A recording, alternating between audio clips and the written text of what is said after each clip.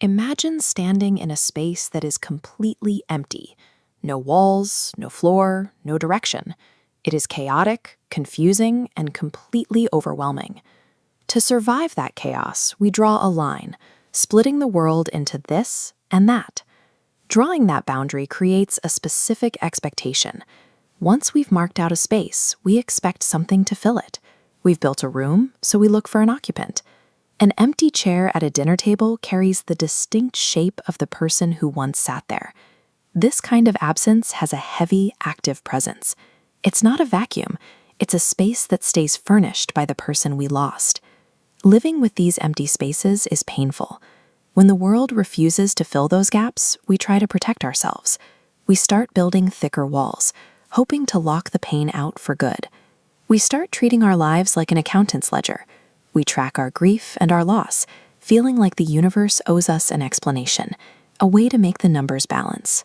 This note summarizes the ancient story of Job, who demanded to know why he was suffering. The answer he got was a catalog of the cosmos, wild ostriches, vast snowfields, and a massive sea creature called Leviathan. The universe wasn't organized around his personal ledger. Demanding a perfectly fair, logical reason for our pain can trap us. We get stuck in a loop, trying to solve a math problem that doesn't have an answer. Searching for a perfect answer in a chaotic world only makes us more rigid. It prepares us to build a wall that can never be moved. This character is building a world where nothing can ever change. He's slapping mortar onto bricks and sealing every gap until the walls are solid. This is the structure of dogma, a belief system that has decided it is finally finished and refuses to take any updates from reality. Karl Marx wrote a set of instructions for a new society, but his plan struggled because it didn't account for the firmware of human nature. When a system can't accept patches or corrections from the real world, it starts to fail. A closed system turns outside correction into a threat. It treats new information as enemy fire, rather than a way to learn and grow. A walled room feels safe, but it cuts us off from the truth. By refusing to exchange ideas with the world outside, the system eventually starves itself. Your brain works like a forecasting engine. It's constantly guessing what you're about to see and hear, then comparing those guesses to the raw information coming in through your senses. When the guess and the reality don't match, error signals flash. Usually, we use these errors to learn. We update our internal maps to match the world we actually see. But we can also do the opposite. We can try to force the world to match our guesses. We change our actions or our surroundings just so we don't have to admit our internal map was wrong. If we go too far, we board up the windows. We block out any new information that contradicts our predictions rather than updating our map.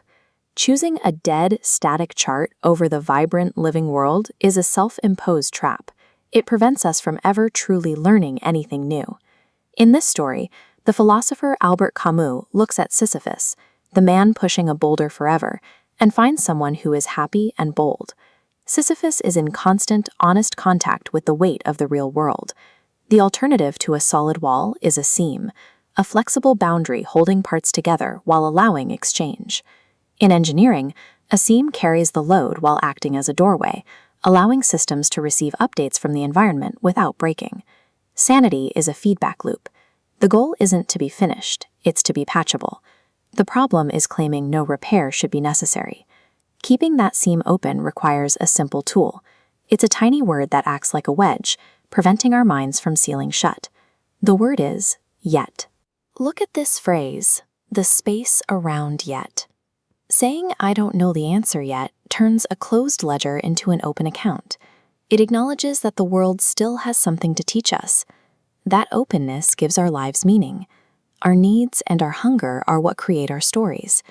If we tried to erase every deficit and every struggle, we would accidentally erase the story of our lives. When we stop trying to force the universe to balance its books, we find the zoo. This is the exuberant, unscripted reality of the world exactly as it is. Witnessing a world that owes us nothing, the ostrich, the whale, the snow, helps us stay clear-headed.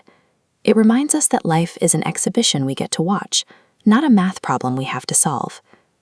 The empty spaces in our lives are real, and the grief is legitimate, but the accounting is not. Leave the seam open, and let the zoo stay open for you.